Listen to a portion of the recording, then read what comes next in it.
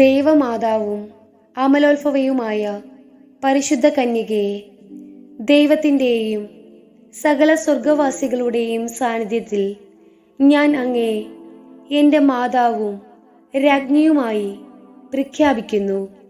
പിശാചിനെയും അവൻ്റെ എല്ലാ പ്രവൃത്തികളെയും ആഘോഷങ്ങളെയും പരിത്യജിച്ചു കൊള്ളാമെന്ന് വാഗ്ദാനം ചെയ്തുകൊണ്ട് അങ്ങയുടെ വിമല ഹൃദയത്തിന് ഞാൻ എന്നെ തന്നെ പ്രതിഷ്ഠിക്കുന്നു.